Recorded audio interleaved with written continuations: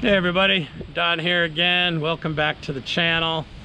You know, last fall when Karen and I bought this travel trailer, our original intent was to take the month of September this year and head out to Montana to see our nephew and spend some time out there with family. Unfortunately, the situation out there changed and our plans changed, and we weren't able to make it out to Montana this year. Hopefully we're going next year, but we did utilize this thing quite a bit. I think we've been on I know we've been on 3 camping trips this summer. First one, back in July, we went up to Lake Umbagog in the northern part of the state. What a beautiful place and a great fishery. The second trip, we went over to the Adirondacks in New York, and we stayed at a place, the Deer River Flow, and man, that looked like a great fishery.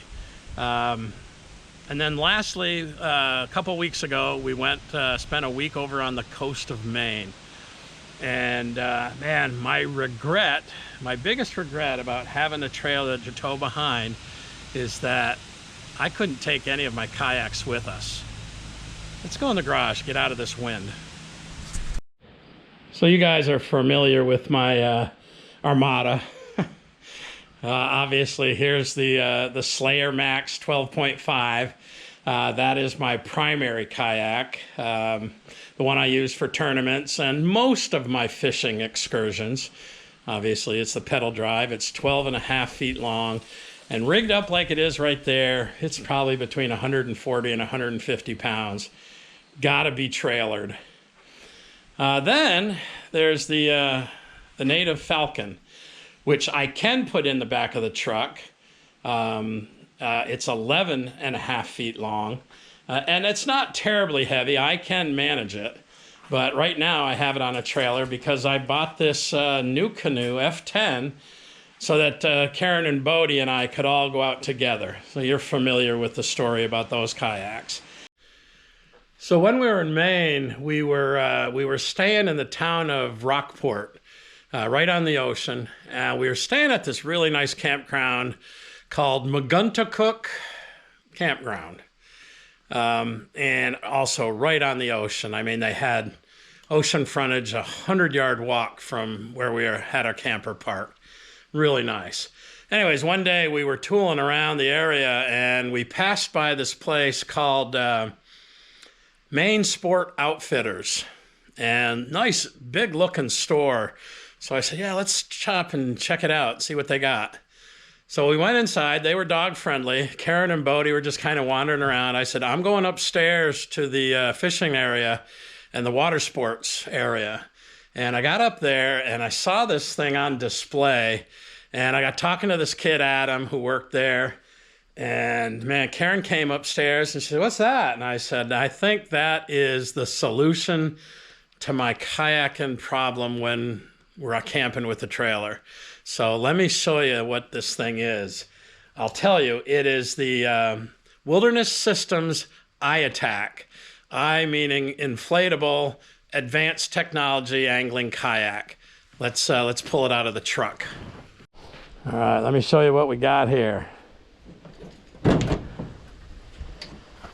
That's it. This is my new travel kayak.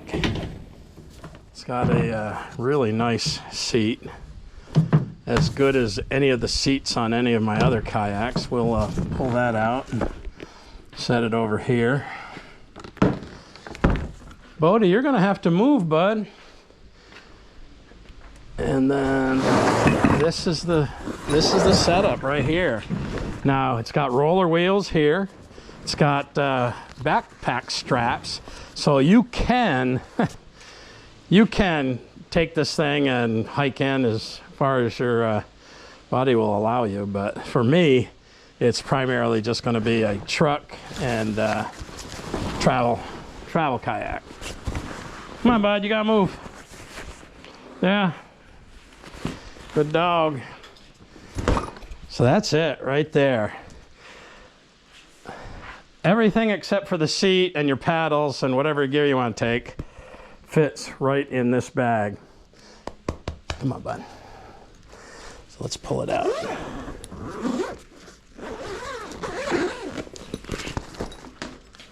Ah, bud, you gotta go. I'm sorry. So this was the floor display model that they had at the outfitters, and it was the last one they had. And because it was the end of September, they had this thing marked down 30%. Now I looked at this thing and I said to Karen, I said, babe, that is the potential solution to my fishing while we're camping problem. And she said, buy it. And I said, oh, no, let's go talk about it. And she said, Don, it's 30% off. You're not going to find a better deal. Buy it. Well, who am I to argue? So here's all the goodies that are inside. It's got an air pump, but it doesn't have the right attachment. So this is kind of useless as far as I'm concerned. Throw that over there. Then it's got the real accessories. This is a pump with a regulator on it. It's a dual action pump, so it pushes air on both strokes. So we'll put that aside. We'll put that over there. Then it's got support. This is for helping you to stand up and adding some rigidity. I'll show you all that. It's got some foot braces that you can put in it.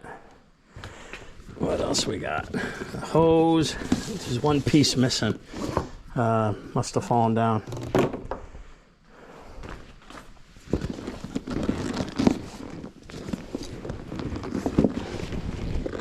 And this whole thing weighs a grand total of 48 pounds. Bodie, come on. All right, let me move this dog. Come on, go on, bud.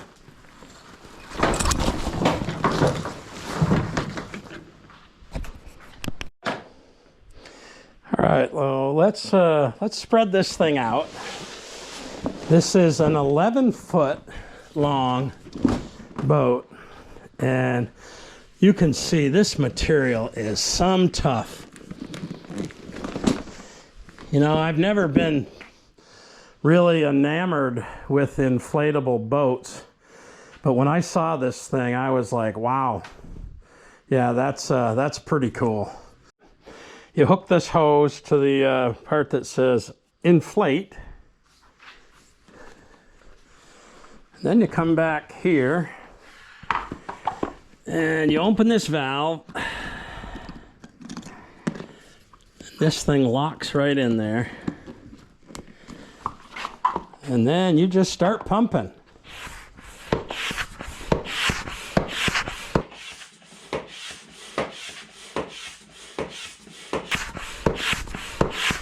And I think it takes about 8 minutes to pump it up. So I will spare you all that, and we'll come back in a few minutes.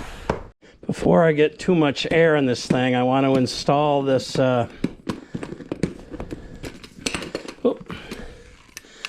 which way does it go? I think it goes this way. This is to give you some rigidity, but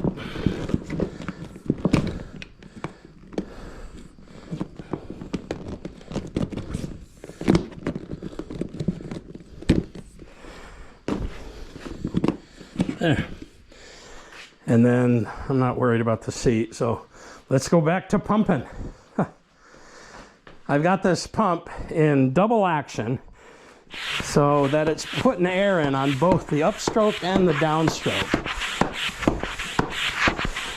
And I think you're supposed to pump this up to 12 psi, and it's got a pressure relief that's set at 14, so kind of hard to overinflate it. You can see that thing is filling up rather quickly. We'll be back. I've got the gunnels section pumped up pretty full. I'm going to release that. And then put that plug in there. And now I'm going to inflate the bottom, which is really almost like a paddle board. Let's pump that up.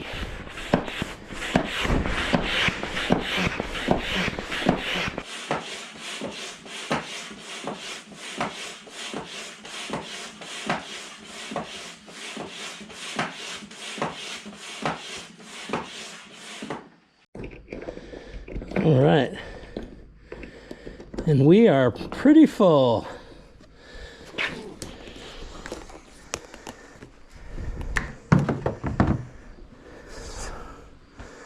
So there it is. You can see it's quite rigid. It's got a really nice kind of a keel up front to help it cut through the water. It's got 4 carry handles, one up here in the front, 2 on the sides, and 1 on the back. Let's put the seat in. The seat just kind of clips in here and then rests on that pad in the back. And although it's going to be a lot lower than, you know, any of these raised up seats, you can fold it down and sit on that just like a canoe. Now, I'm not going to get in it on the concrete, but I just wanted to give you a good look at it. I mean, this material is tough. Well, the last thing I didn't do is put these in. So these foot braces, you get around the other side. One complaint I heard about this was that these foot braces can move. They can't go any farther forward because you've got this pocket here. But what some guys were doing, see how it can slip out, is they were putting a hole through here and just putting some kind of a pin. I might do that, but we're going to take it out and see how it feels before I make any, obviously, modifications. Now, when I take this thing out, I'm going to be going bare minimum. There are 3 attachment spots where you can put accessories. I looked, Railblaza makes a rod holder that fits in there. I might put a couple of those on, one facing backwards and one facing forward. I might put something there for a camera mount, or I might be able to just use my GoPro on the gooseneck and put that right there on the front.